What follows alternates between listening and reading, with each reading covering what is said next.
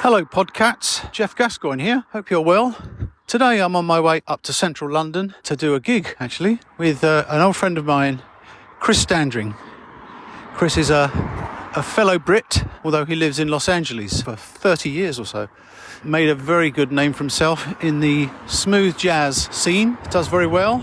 Recently got married, fantastic guitar player, old friend.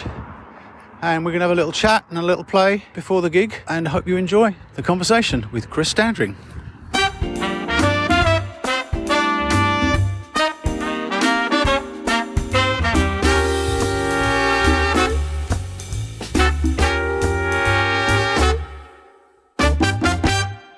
The Quartet Jazz Standards podcast is brought to you by the Quartet app for iOS, taking your jazz play along to another level.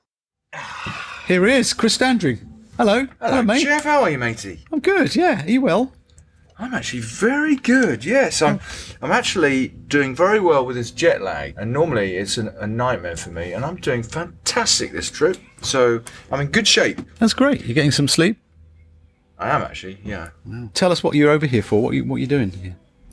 I'm here playing at the Pizza Express Jazz Club in Holborn, doing 4 shows over 3 nights. Yeah. With a fabulous band. You having fun? I always have fun. Yeah. I mean, all the time? All the time. Yeah.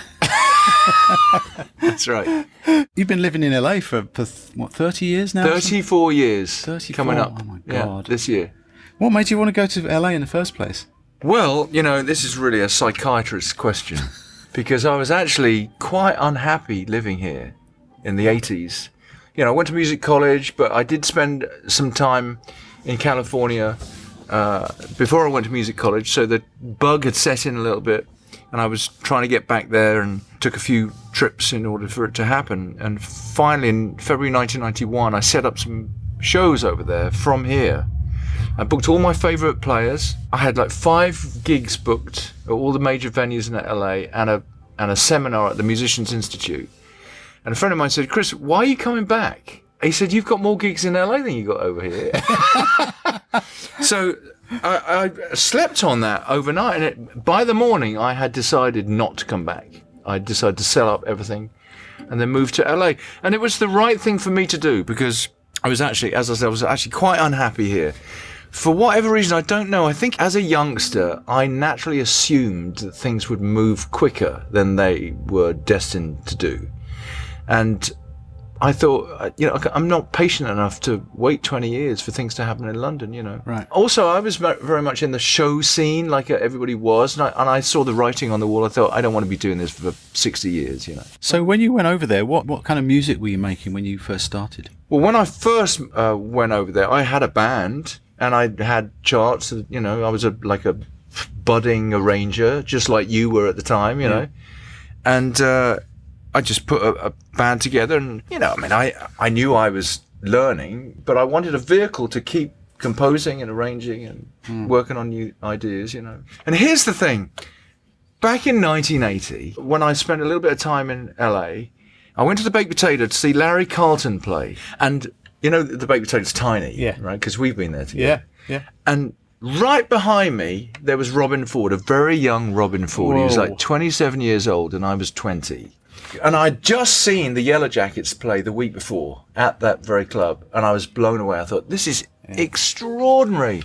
This is what I want to do. For anyone who doesn't know, the Baked Potato is the tiniest little dive club, isn't it? It's near your house, isn't it? In North Hollywood. North Hollywood, yeah. Anyway, so while we were waiting for Larry to play, I turned around and said, "Robin, I saw you play last week, man. You were just fantastic." And he was super nice, you know. And I said, "I've got a question for you. I'm going back to London. I'm going to music college for 3 years. But I actually want to end up doing exactly what you're doing. Have you got any advice for me?" I can't believe I actually had the balls to ask him this. Anyway, he said, "Well, I do. I think what you should do is go back to London and put a band together and just call everybody you know who's really, really good, and, you know, have the band sound fantastic. And if you can play really, really well, you'll be showcased and people will call you." I thought, that's a really good idea, right?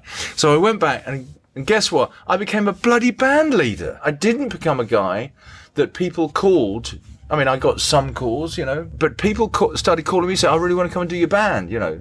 And I thought, I'm not sure if Robin's advice was right on the money, because he's a band leader. Do you know what I mean? So I did end up becoming just like him. He wasn't a band leader to start with. He started... He was in the Yellow Jackets. He was in the Yellow Jackets, and for contractual reasons, he had to get out of that band.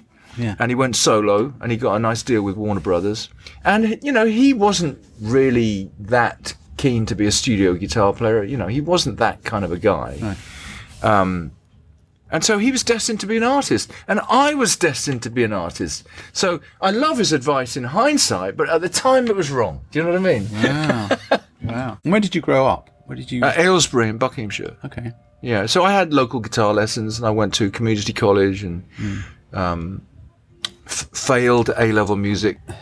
And in order to get into music college, I had to take grade 8. Because I know you play classical guitar. Yeah. Were you playing classical guitar? Yes, I was. That was my thing for many, many years. Love it. But knowing that I kind of didn't want to be that guy, you know, I wanted to be a jazz guy. But I just studied jazz on my own. I never took one jazz guitar lesson in my entire life until about 10 years ago, when I took a lesson from Pat Martino before he died. Because he's the guy that lost his memory and then relearned the guitar. That's right. Yeah. Yeah. I mean, I was doing a show in Reading. No, not Reading. Where was it? Philadelphia. And he lives in Philly. So a friend of mine suggested that I do it because he'd done it, and he said it was a great thing. So, and I was a massive Pat Martino fan. Wow. So I wrote to him and I said, look, I'm coming over to do a show. Can I get a lesson from you? He said, fine, great, yeah. I flew to Philly, didn't sleep a wink that night. Just so excited and like anxious about, you know, getting up on time and all that. Oh, yeah, exactly. And then I went to his house, and, you know, I knew what he was going to teach me. So the teaching aspect was not even interesting to me, you know. I mean, he told me what to play on a altered chord or something, and I thought, yeah, that's kind of interesting, but I just kind of know it, you know what I mean? Yeah. But what I got from Pat was fascinating to me, because it was the permission to dedicate my entire life to the jazz guitar. Do you know what I mean? Like, from a Zen kind of philosophical approach. Because I had spent many, many years doubting myself as a jazz musician, because I'd grown up here, and it was a little bit taboo to kind of call yourself a jazz guitar player, because you had to work. So you had to be able to play in all styles and go out on the road and take tours and things like that. And if everybody knew that you were a jazz guy, they kind of shunned you a bit, didn't they? You know what I mean? Yeah. So everybody was very careful not to kind of overextend themselves in that department. And that never left me, even when I moved to LA. So it wasn't until I went and just hung out with Pat that I thought, this is who he is. He lives and breathes the jazz guitar. Yeah. Why can't I do that? Yeah. And the minute that I left his lesson, I threw away my Strats, you know, and I threw them in the cupboard, you know what I mean? Yeah. And then I dedicated myself to this archtop jazz guitar. I thought, I'm going to be that guy. I'm going to own it 100%. It was unbelievable. Fantastic. Yeah. So you're known as a smooth jazz guitarist, right? I hate that word. Yeah. I was going to say that. I hate it too. Yeah. Because it's in the tradition of George Benson and all those. Yeah, it's got horrible connotations, that word. So how did you get into that scene, and how did you get associated with those people? Well, I think I was about 10 years into my stay of LA. It's so funny. I asked somebody as soon as I moved there, I said, how long is it going to take for me to get anywhere? And he said, about 10 years. And they were right on the money. So hold on a second. 10 years. That's what it would have taken in London, though, wasn't it? Yeah. Yeah. Yeah. But you were in LA. So I was 20 years broke, put it that way. But at least it was sunny. Right? So there's a guitar player you might have heard of called Marc Antoine. He is a French nylon string guitar player. And we were friends hanging out in LA. I mean, I didn't even know he was much of a musician. We just were in a friendly circle. We lived locally, and we had some friends in common, and we'd all get together on Saturday night and eat pizza and watch a movie. I had no idea that he was a serious musician. I knew he played the guitar, but it just didn't come up. Do you know what I mean? Yeah. And one day he said, Chris, I've got a record deal with this little label in New York with Mike Manieri. It's his label. Do you want to hear some stuff? So I went into his little bedroom and he put a little cassette player on. He played me this stuff, and I was absolutely knocked out. I thought, who else is doing this? At the time, it was very forward thinking. Yeah. So I was knocked out, and then a couple of weeks later, he said, look, I've got a hit song on the radio. Do you want to come and strum for me on some gigs? Oh, nice. So I was doing nothing, you know. I was literally just, you know, his music's very simple. It's like E minor, G, D, you know, or it certainly was at the time. And I just thought, what am I doing? I can make some money, you know, it's great. So I ended up in Mark's band, and he got me on a big tour, and I met Rick Braun, Kirk Whalum, Peter White, and of course Mark, and I was in the band backing them all. So I met all these guys. I ended up working for Rick and then Richard Elliott. So I got really ensconced into that smooth world. Yeah. By chance. It was just luck of the draw. And then right after that tour, I got signed to a label in New York called Instinct Records. And I did my first 2 records with them. And I invited Kirk Whalum, I invited Rick to play on the records with me, and it helped propel my career a little bit. And I was off to the races. And then before you know it, my phone stopped ringing completely, and I became an artist. And it was a kick up the backside, because I thought, I've got to make a living now. And You've got to start hustling for yourself. oh yeah, Yeah. So that was the turning point. Wow. Fantastic.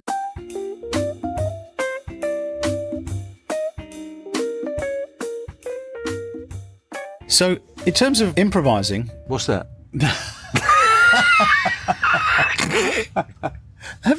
how did you learn your, where did you get your vocabulary from, would you say? That's a really good question. Where did I get my vocabulary? Well, I mean, I listened to different players from different stages of my life, you know.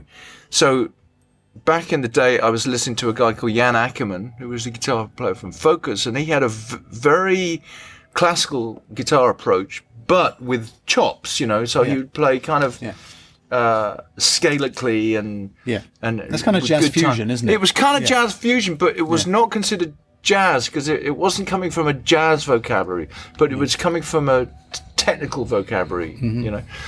So that I could hear that, and I understood it, you know. I knew what that was. And then I listened to Geoff Beck, and of course his harmonic vocabulary is very simple, but with a beautiful feel. Very expressive. Yeah. Very, very expressive, which really spoke to me. So I got into Geoff Beck for a long time. But again, no real jazz vocabulary happening yet. And then I got into Larry Carlton. Once again, all feel and technique, but not a massive jazz vocabulary, but really spoke to me, you know what I mean? So I had a kind of a pop fusion crossover calling, you know what I mean? Listening to that. And then I got into Pat Metheny in a massive way in the late 80s. There was an album called Off Ramp. Yeah. It just totally changed my life. It was so expressive. It was the bridging point into jazz for me. Yeah. And of course, I went to music college. I met all these guys who played in Nijo, and I got into Nijo. And all of a sudden, I'm having to start playing flat 9 chords and sharp 5, and you know. So I'm slowly but surely getting a harmonic vocabulary. Did you transcribe? Did you actually write stuff down? I did a little bit of transcription from people like Scott Henderson and Robin Ford, people I could understand what they were doing and spoke to me, you know. Yeah. Much later I got into transcribing Pat Martino and things like that. But also I got the Charlie Parker Omni book, which was my Bible for years and years and years. And that taught me bebop, basically. So I became a jazz guy with that kind of vocabulary, but it was my pop fusion background that stayed, because I liked the 2 and 4 thing. For whatever reason, I liked the feel-good soul aspect, but I was always really interested in harmony. So once I got into Pat Metheny and Pat Martino and Charlie Parker, I was kind of off to the races a little bit, thinking upper structure more, you know what I mean? Yeah. And more recently, it's been more of a question of listening to all these crazy guitar players who play like crazy arpeggios, and I've introduced a bit more of that into my playing, so there's a bit more of a balance between it all, you know. And that's now, it's just who I am now, you know. Fantastic, yeah. And the soul thing comes into it, doesn't it, as well, with the smooth jazz? It's got a very heavy soul element to it. Are you into soul music, and how does that I think come into it? In America, there has been an R&B phenomenon for years and years and years, and it's in the blood of everybody. It's so ingrained. And that's one thing I learned when I got there, just the whole R&B thing that doesn't exist here. I mean, don't know about you, but when I grew up, I was listening to progressive rock, you know? Yeah. But as soon as I went over there, I was meeting all these people who were listening to Cameo and Parliament and Funkadelic and all the Motown stuff, you know. Yeah. And then James Brown. I mean, I was aware of James Brown, but I didn't understand it. You know what I mean? Yeah. And it was the basis to people like Prince, you know, and Bruno Mars, and it all got tied together when I moved over there, you know, in a way that it would not have done. I mean, I remember another thing that happened to me when I got over there. I would hang out at this jam session on a Monday night, and tons of guitar players were there, and I met a lot of people. And one guy said to me, Chris, you know, you've got to get some blues into your playing. You know, I had been here into Alan Holdsworth and Scott Henderson, and it wasn't a blues-based music, you know. Yeah. And as soon as I went there with the R&B thing, listening to people like George Benson and Robin Ford, it was all rooted on the tonic, you know. Right. And that was really interesting to me too. Right. And it was a kick up the backside. I thought, I've got no blues in me. What? What? And they were absolutely right. I literally studied the blues scale in all positions. Isn't that the first thing the guitar players learn? Yes, of course. Yeah, but once I learned it, I kind of discarded it. I wanted to get into more adventurous territory. You know, right. It's great that you've been in LA all that time and you still sound English. Yeah, right. Yeah, I know, it's weird. Yeah. So when you go into a sandwich shop, do you ask for a tomatoes or tomato? Yeah, that's great. Yeah, I mean, people understand you. I've got a friend out there who has been there a long time, and I said to him, because he's English, and I said, at what point in your career in LA did you literally decide to say tomato instead of tomato? Because it's a big shift, isn't it? Yeah. I mean, was it 10 years, 12 years, 5? Because at some point you've got to say, I'm doing that now. Yeah. Do you know what I mean? Yeah. And I've never done it. And you've never done it? I've never done it. I love that about you. That's brilliant. Yeah.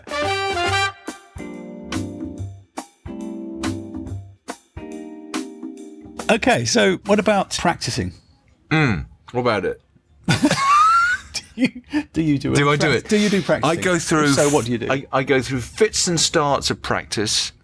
Although I'm always working on time, you know, like time feel and making things. You know, as a guitar player, we have a terrible tendency to rush a little bit, and for years and years and years, you know, I struggled getting on stage and going, why is this not feeling good? And so time is always an ongoing thing to calm, and I do feel like in the last couple of years, I'm kind of finally getting it and sitting it in a pocket. But I know you're very hands-on with your studio. You produce your own records, and you do all that, don't you? So there must be an element of time because you're constantly working with metronomes and clicks and so on. But I also think for me, it's been a question of learning how to relax. Right. Rather than going, I've got to say this, or, you know, I want to be that guy, you know. And that's maturity, isn't it? Yeah, of course. It's about letting the music come to you rather than chasing the music, you know.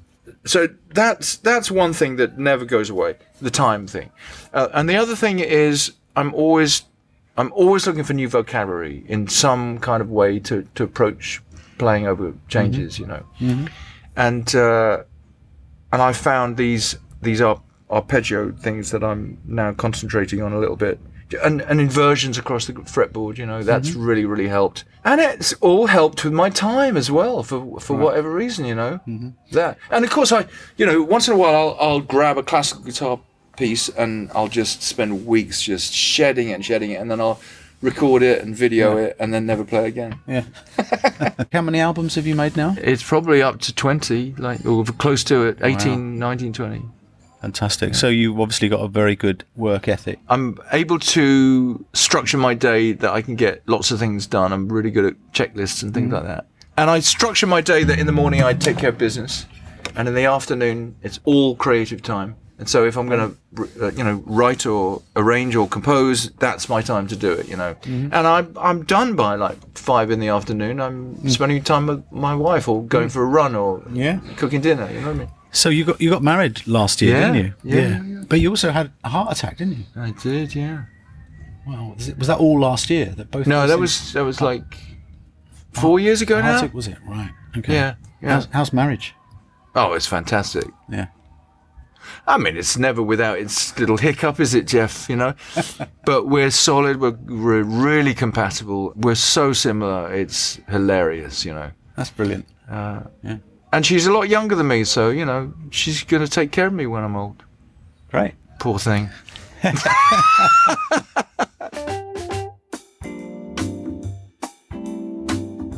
So I've made some apps. Yes, you have. And mighty fine they are too. Thank you, Chris. Thank you. Yeah. Quartet 1 through 4 are the jazz standards play-alongs now. So, and they're used by a lot of people for teaching and for practicing. I asked you what standard you'd like to play. What did you decide? Well, I've always liked Stella by Starlight. I mean, there's a bunch that I like, but that was one of the first ones I really got my teeth into back in the day. I have to say, I don't play standards too often these days, just because I'm doing my own music, you know, and it calls for so much work on that. But I love playing standards, and of course we've recorded a standards record together, didn't we? Did, with the strings. Yeah, which is beautiful. What I'm going to do, I'm going to put the app on. You're going to stick your headphones on. Yeah. And make me play some notes. And you're going to play, I believe, 2 choruses. Am I? Of Stella by Starlight. Okay. And it's going to be great. And then I shall be judged. No, you won't be judged. Really? No, we're not playing the tune. Hey, listen, I'll be judging myself. S for Stella. Let me just give you a sound check. Probably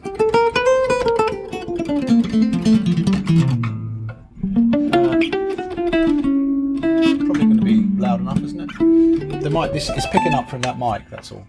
Right, so your introduction is the last 8, the piano, bass and drums. I could take the piano off if you prefer, or you could leave it do on, one without. Or one it's without. fine. All right, here we go.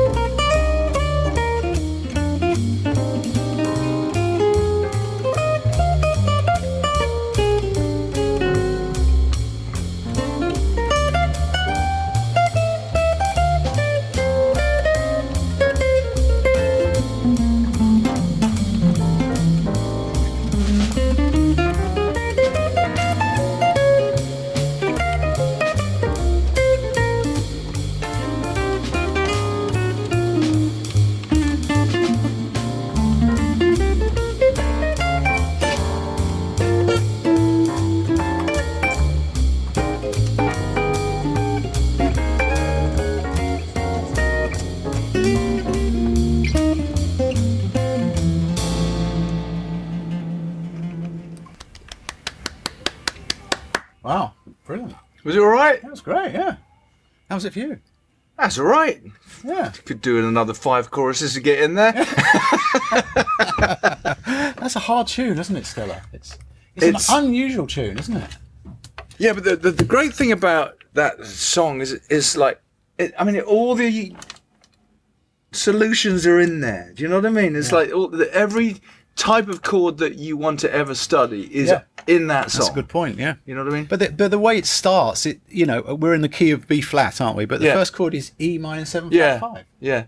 Where does that come from? It's nuts, isn't it? It's the most bizarre composition. Yeah. Isn't it? And it doesn't really make any kind of songwriting sense in a traditional form, does it? No. but it's become a standard. Yeah. I mean, it's fabulous, isn't it? What's great about that is that in the last 8, where it goes down those minor 2-5-1s, isn't it? Which is so bizarre. Whoever would write that? Yeah. You know what I mean? Yeah. But of course, you know these aren't the original chords, are they? Have you heard the original version of it? I have heard the original. It's not far away though. It's a lot less chords, for example. Oh, is it? The first chord is like a diminished chord for 2 bars. Ah. Yeah.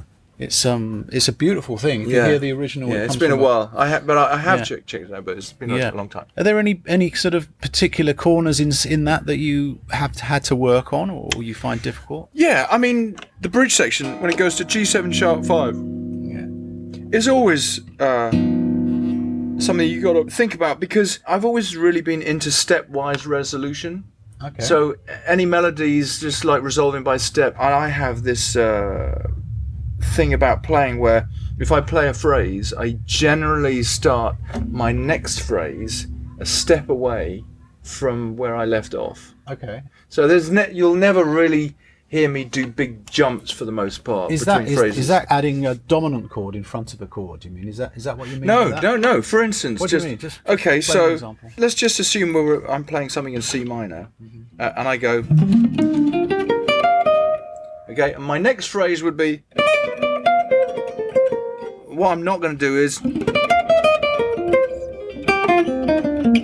I'm not doing that because I want my train of thought to be stepwise and melodic. So to get to your original question, when you go to that G7 sharp 5, you've got to think, well, how am I going to make this melodic when you've got a limited amount of note choices if you want to say something melodic, So stuff like this.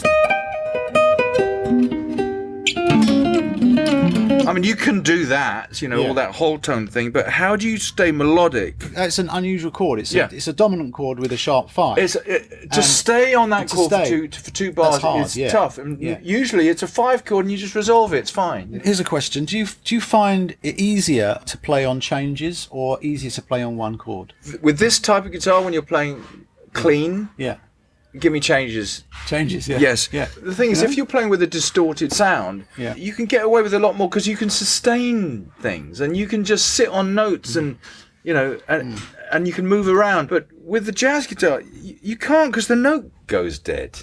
So you've actually got to keep moving. You've got to have some forward momentum. Jazz guitars have traditionally have very heavy strings, don't they? But that's where you can't get the sustain, isn't it? I mean, if you're playing really light strings, you can hold them and bend them and so on. But it's also a function of the archtop guitar. I mean, it requires heavier strings, Yeah. And the notes go dead. Once you hit it, I mean, you just have a certain amount of time. Yeah. I like changes. I mean, I've always enjoyed them because there's something about chord movement that enables you to kind of say less in a way because the chords are dictating. I'm exactly the same as you. Do you know what I mean? Yeah, totally. I find it harder to play on a modal piece than I do on changes. Yeah. But maybe it's got something to do with growing up with bebop, I suppose. It's always a challenge to navigate through. It's like a path you find, isn't it? I remember when I used to do little jam sessions and show up and they would call So What? And, and it's sort of modal thing. Terrifying. and I would go, well, I mean, I can do it, How interesting does this really sound, Yeah. I mean, George Benson, for instance, he would rip through it and it would sound incredible. Yeah. But it's a rare thing to be able to do that on a jazz guitar, I think. Yeah. I wanted to ask you about composing as well. Yeah. You write a lot, don't you? I do. Do you compose with specific projects in mind, or do you get an idea any time of the day and you just write? Definitely not that guy. No. I have to have somebody to write for. Okay. I'm a bit lazy about that. I mean, I've always got a record to write for, but generally, once I've finished a record, I'm not doing anything for 6 months. You know what I mean? However, I have been signing artists to my label, and so I need to write for them. But generally, if I've got a record that I'm working on, like I am right now, actually. Tell us what you're working on at the moment, Chris. Well, it's a new album, and it's got kind of an old Quincy Jones thing about it. You know, lots of nice, lush chord changes and strings and horns. I just want to encapsulate the whole spectrum of arranging on this one. You know, brilliant. Yeah, because I know you've just done some concerts with horns as well, haven't you? I did, yeah, and I'm really into it. I'm hoping we can do that over here at some point too. Yeah. Be great to do the strings thing again, wouldn't it? Oh, I'd love it, Geoff. I tell you, I mean, it's my favourite thing. For everyone who doesn't know, we made an album a few years ago. What was the name of the album? Wonderful World. Wonderful World, yeah. And Chris and the trio recorded the trio in LA. Yeah. So you had Peter Erskine and guys, really great guys. Yeah, a whole bunch of stars. Randy Yeah. Brecker, Yeah. Harvey Mason, Chuck Berghofer, and a few local guys, you know. Yeah. But it was really, really nice. And this was pretty much in the lockdown, really, wasn't it? This happened. Yeah, it gave me something to do for a couple of years at Yeah. home, which was fantastic, you know. Yeah. But it also meant that I couldn't come to your Abbey Road session, which was gut-wrenching, Yeah. because I'd never been, Right. and this is my opportunity. And I mean, I was there on Zoom and Yeah. in perfect hands, of course. I was there with my baton in Yep. Studio 2. It Yep. was amazing thrill, yeah, with all Yeah. the strings. Usually strings sit two to a music stand, but they couldn't because of lockdown. Yeah. So everyone had their own music stand, Right. which of course meant they're more productive because they can't natter about their kids, you know. That's hilarious. Yeah. Yeah. But we finished way early. Yeah. Well, I remember just a few weeks ago, I was recording for my last album, and I booked this horn section, like just the best horn section you could possibly book in LA. I'd arranged all the horns, like everything was completely like arranged to the letter. I think they had like 6 tracks to do, and they were done in 20 minutes. Like, what are you guys on? I had nothing to say. It was so incredible. Yeah.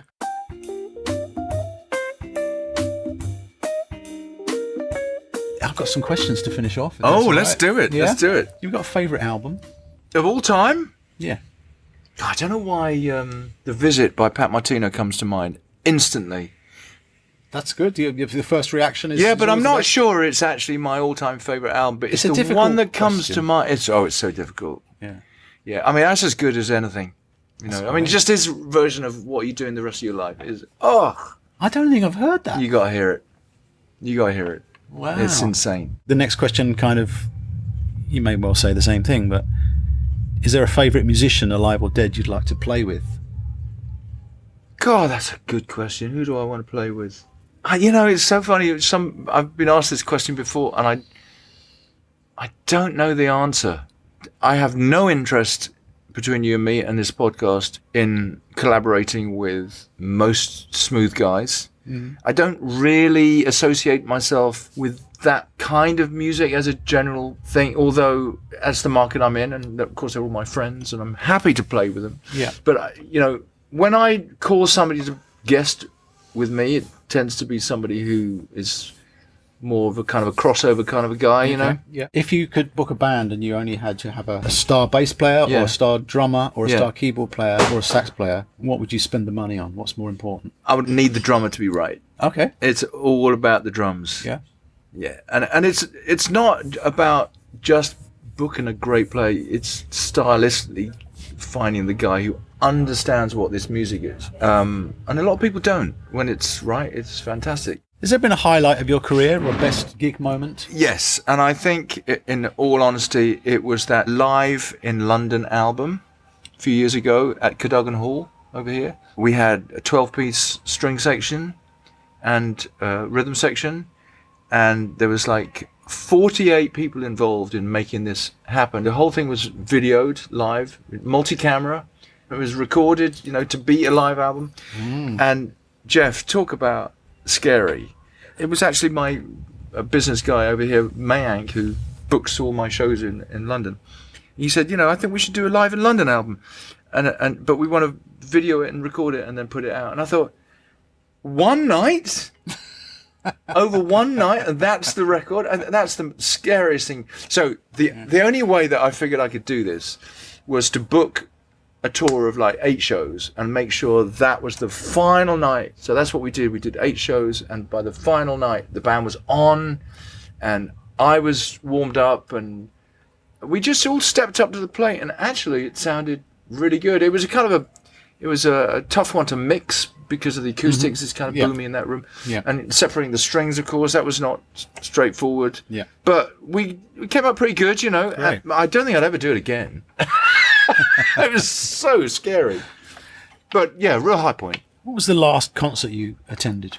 The last concert I attended, the one that comes to mind was my wife and I went up to San Francisco to go and see Earth, Wind and Fire. and Lionel Richie. Now I've got some friends who are playing in Lionel's band. I'm not a big Lionel Richie fan, although Erica, my wife, loves him. Lionel Richie. So anyway, I went to go and see Earth, Wind and Fire, right? And we get there and we're meeting my wife's mother in a hotel, and things got waylaid and the traffic's horrendous and we couldn't park. By the time we got in, we missed the whole Earth, Wind and Fire concert. We came for the last song and they were playing In the Stone. Oh, and then that was it. And then it was Lionel Richie. And I thought, what are you thinking? How was Lionel though? Great. I mean, the band was great, you know, but he puts on a great show, you know what I mean? And great songs, you can't deny them. Yeah. But I went to see Earth, Wind and Fire. And you missed them. I missed them. Jesus Christ. Oh, what were you thinking? What would you say was your musical weakness? Oh, I know exactly what my musical weakness is. Polyrhythms. Oh, okay. I mean, the whole polyrhythmic thing it's not something I've seriously worked on. Okay. I mean, I can do like You're talking about fives and playing sevens. 3/4 or Yeah, I mean, I can do fives and sevens, and it's if I get too out with myself, it's like I got to listen to the drums, you know. And it's not it's a bit of a crutch for me. And if I'm really honest, it's something that like the amazing guitar players I know of, they're all coming out of New York. Yeah. They don't need babysitting from a drummer. Do you know what I'm talking about? Yeah, because their internal time is so their strong. internal time is so strong. Yeah. They can be messing around with the time. There's a couple of guys in LA can do it, and I just never understand how they do it. But they're so strong, and they know where the time is at every turn.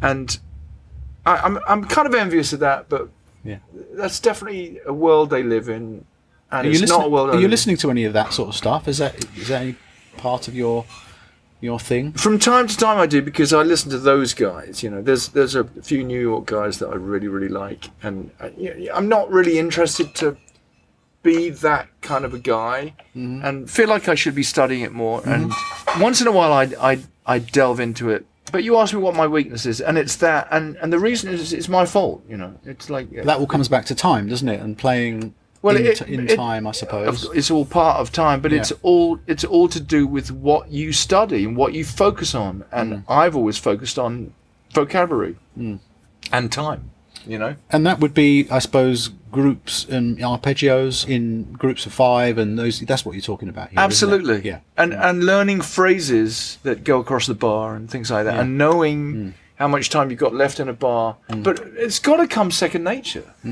And it takes a lot of work, and it's not something that I've spent enough time on. There's not much of that in the smooth jazz world. Which is why I haven't spent as much time as I need to. But that's not saying that I couldn't incorporate it. I've certainly noticed in your music there's a lot more changes than some of the other artists you're associated with. And everybody tells me that. Yeah, which is great. Yeah. From my perspective, playing your music Yeah. as well. I've always been into harmony. Yeah, big time. that's great. I love It doesn't go unnoticed. No. Well, that's nice. You probably answered this already, but I was going to ask you, do you ever get nervous on stage? You know, I don't really get nervous on stage. If I knew that George Benson was going to be in the audience, or any of my heroes, you know, or any really, really respected person that I looked up to, I would probably freak out a little bit. Yeah, I might do. I don't think I would lose it. No. But I think I would be in my head just a little bit, and I'd have to figure out a way to get out of my head. It adds a little edge, doesn't it? I know exactly an edge. that feeling. Yeah. I always find with that, it adds a good edge, though. Can do, but I do know that in order for me to really get in that Zen state, you just got to get out of Forget your it own all, way. yeah. Do you have a favourite sandwich? I do. Yeah. And it is... I'm particularly fond of a turkey and Swiss and pesto sandwich. Ooh. Yeah. That's very LA, isn't it? It is. Yeah. Yeah, well, I make them, you see. I'm a very good sandwich maker. Excellent. Yeah. Swiss. The fact that you say Swiss. Swiss cheese. Yeah. Don't say that over here, really. What do they say? Cheese. Just cheese. anchovies. I like my anchovies in there too. Fishy. Yeah. Fishy. Ooh. Yeah. What about a favourite movie? Well, the one that comes to mind is The Shawshank Redemption. Oh yeah, of course. Yeah. I mean, it's the classic movie. The feeling of when he finally, spoiler alert, when he finally gets out. Yeah. You know that relief after everything he's gone through in that movie, and he finally gets out. Yeah. And it's just like the most brilliant thing, isn't it? Yeah, well, it's so satisfying. Satisfying. Yeah. And I watched it. I showed it to my kids for the first time, and I sat them down and I said, "You're going to watch one of the best films ever made." Yeah. And they sat there with their mouths open, and they didn't speak the whole time. Yeah. They were young, you know. Yeah. But it's funny watching it the second time. It's one of those films that, it's brilliant, but you can't really watch it again because you know what's going to happen. Well, do you know what I mean? I watched it again about 15 years later, Right. and I forgot what happened. So I loved it just as much. Yeah. Now, I'm not sure I should watch it again. Yeah. Well, certainly for another 15 years. He gets out in the end. Does he? Yeah, he does. That's nice to hear. Is there a favourite venue you like to play in? A favourite venue? Well, I'm particularly fond of playing venues where the sound is really good. We're sitting here at the Pizza Express in Holborn, and the sound is really good in here. So I do enjoy playing at this venue. But there's a few venues in the States that I love to play at. There's a place in Denver I used to play every year called Soil Dove Underground, which is the most beautiful venue. I mean, Terrible name. Terrible name. Yeah. What is a soil dove? Right, but so is the Pizza Express if you think about it, you know. but soil dove. I mean, I know. Yeah, but my God, it was a great stage. The sound system was immaculate. I play at this venue called Spaghettini in Seal Beach 4 times a year, and the sound system is as good as anywhere I've ever played. And you obviously travel a lot. Have you got a favourite country or city to visit or spend time in? I'm not really into travelling much at all, to be honest with you, anymore. Okay. Yeah, I'm just as happy not to leave the house. But it's nice to come home. I often struggle with the jet lag, so that doesn't make it fun. But this trip has been kind of a breeze so far. So when that's doable, I love coming here. You know. And you see your family when you come back here. Yeah. One last question. What's your favourite chord? Okay, so I've got this theory in pop music. A lot of melodies, a lot of hook melodies focus on the 3rd degree of the scale and the 4th degree of the scale. And I mean, you can listen to a lot of pop songs and you'll find when it gets to the chorus, those are the notes that they hit. Yep. So I figured out, why not play the 3rd and the 4th together? At the best of both worlds. Okay. So I just love chords like this.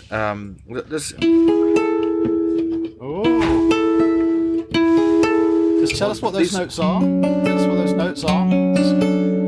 Okay, so let's say I'm playing an A major. I'm thinking of either A major 7 or F sharp minor 9. Yeah. So the notes would be E, G sharp, A. So it's that. It's something that sounds particularly good on the guitar, isn't it? You know. And you put add a 5th on the top. Yeah. You know.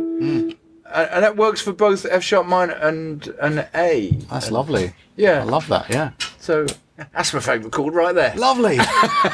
Well, Chris, thank you so much for your time. Oh, you're welcome, mate. It's been great, and I'm looking forward to playing again tonight. Yeah, can't wait. And I'm sorry about the noise in the background. There's a few clunks and things. Time for us to everyone. stop, isn't it? I think it's time for us to stop. I think we need to set the tables up, but I'll see you soon. Sounds good, mate. All right, bye. See ya. Thank you for making it to the end of another podcast. Please subscribe if you want to hear more of them as they land. The Quartet Jazz Standards podcast is a UK music apps production. Quartet for iOS, taking your jazz play along to another level. Search for Quartet on the App Store or find out more at quartetapp.com.